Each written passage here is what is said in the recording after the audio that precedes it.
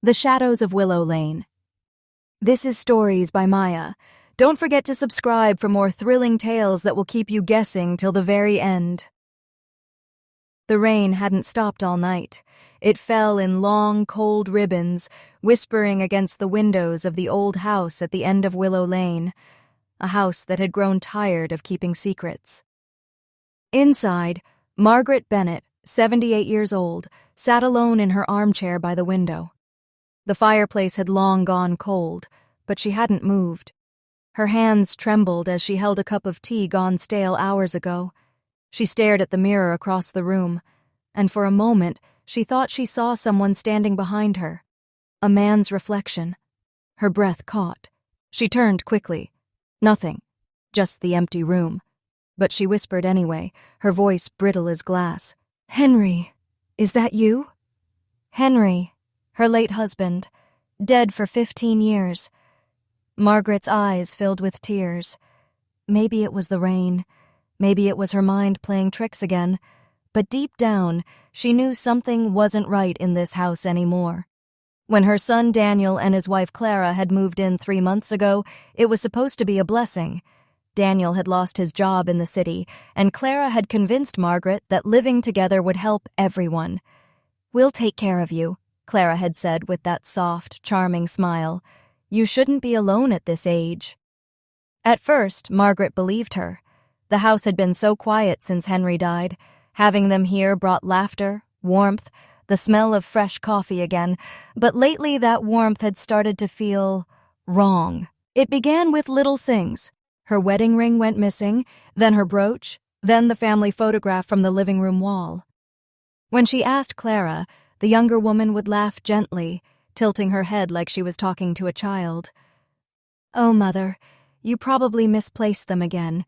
You know how forgetful you've been lately."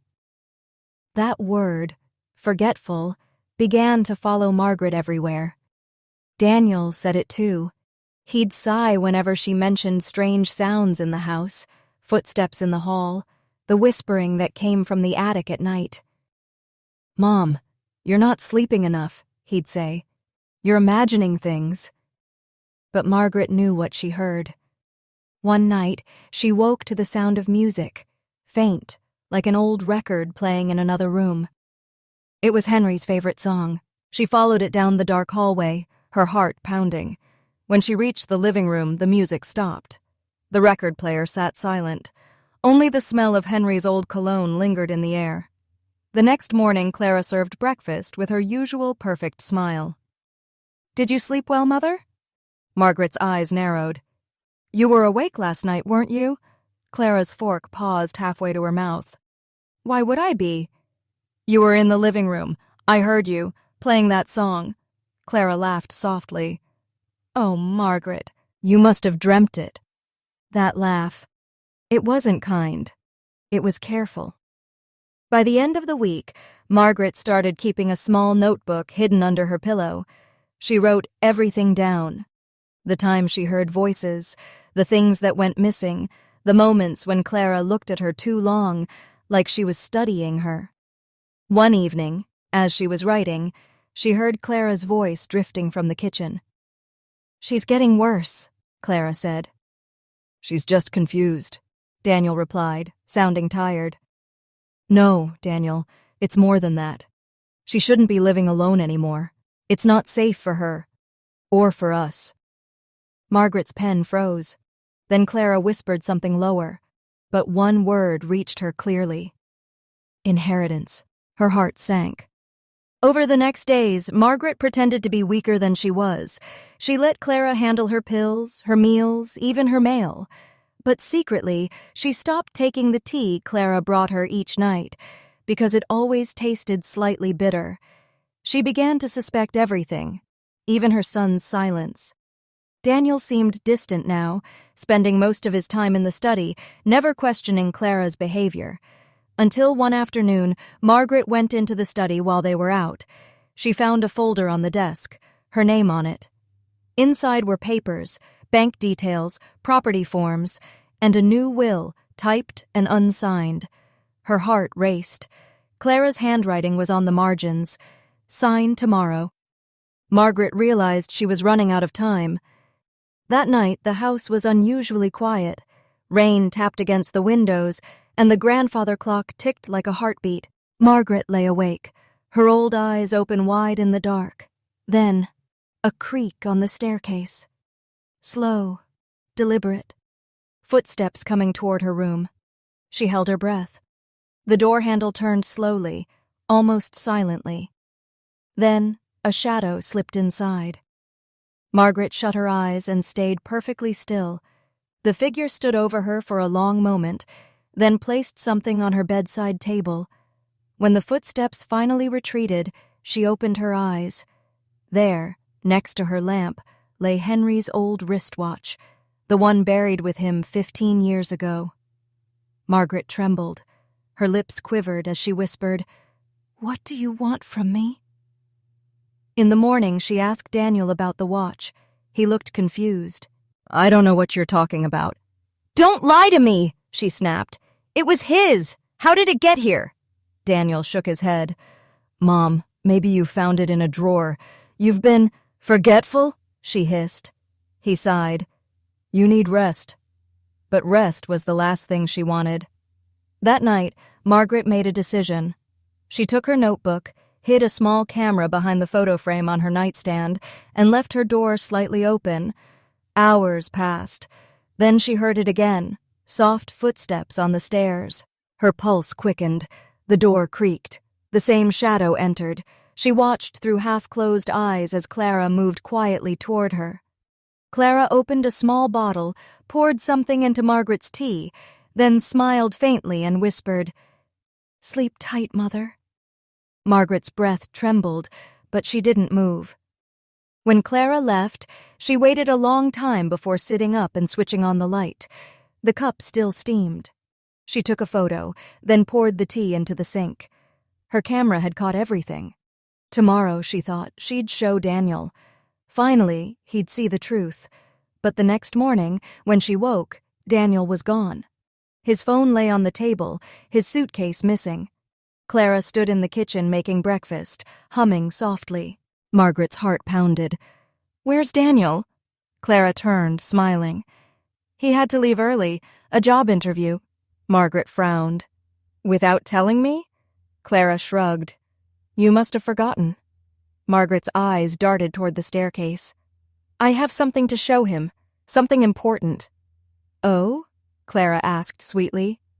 "What would that be?" Margaret hesitated. "Just something." Clara stepped closer. "You shouldn't stress yourself, Mother. Daniel worries about you. He thinks maybe it's time we talked about other arrangements." The way she said it made Margaret's blood run cold. That night, she planned to run, to take her notebook, her camera, and go to the neighbor's house. But when she went to retrieve the footage, the memory card was gone. Days blurred into each other. Daniel didn't call. Clara acted as if everything was normal. Then one morning, Margaret woke to police sirens outside. Daniel's car had been found near the river, empty. The officers said it looked like an accident. Maybe he'd slipped in the rain. His body hadn't been recovered yet. Clara cried in front of them, but her eyes never looked truly wet. Margaret said nothing. She just sat quietly, staring at her son's photograph on the mantel. A week passed. The rain stopped. The house grew still again. Clara started packing boxes, saying she couldn't stay here anymore. "Too many memories," she said. "You'll come with me, won't you, Mother? We'll live somewhere new." Margaret smiled faintly. "Yes, dear. Of course." That night, as Clara slept, Margaret crept downstairs. She went to the basement, to the old freezer Henry had once used for storing meat. She opened it slowly. Inside, frozen solid, was a leather bag. She dragged it out, unzipped it, and there it was. Daniel's wallet, his watch, and his missing phone. Margaret's hands shook as she stared at the screen. There was a video message waiting. She pressed play. The screen flickered. Daniel's face appeared. His voice was panicked. "Mom, I found the camera. Clara showed me the video you took. You were right. She was poisoning you. But Mom, I saw the files on your notebook too. You wrote things. About Dad's death, about the neighbors who went missing years ago. You said you had to protect the house. What does that mean, Mom? Please call me. I'm scared." The recording cut off. Margaret stood frozen. Her reflection in the freezer door stared back at her, not fragile, not afraid, but cold and empty. Slowly, she whispered to herself, "You shouldn't have looked, Danny." When Clara woke in the morning, Margaret was humming in the kitchen, making tea. "Morning, dear," she said kindly. Clara smiled weakly. "Morning, Mother." They sat together at the table. Margaret poured tea for both of them. Clara lifted her cup, then paused. "This tastes different." Margaret smiled gently. "Oh, I added something new. A little touch my husband taught me." Clara frowned, confused. "Henry?" Margaret nodded, eyes glinting. "Yes. He used to say, 'This house keeps its own secrets.'" By evening, the police arrived again. Clara Bennett had been found unconscious on the kitchen floor. They called it poisoning. Margaret wept convincingly, clutching her chest, whispering that she didn't know what happened. They believed her. Everyone did.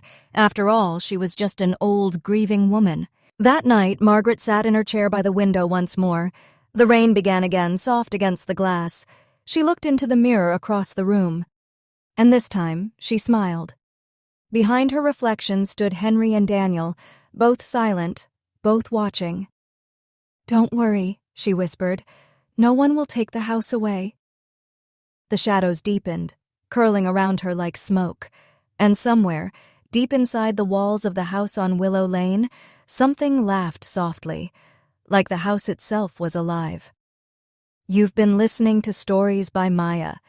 If you enjoyed this mystery, don't forget to like, share, and subscribe, because in every home, behind every smile, a secret is waiting.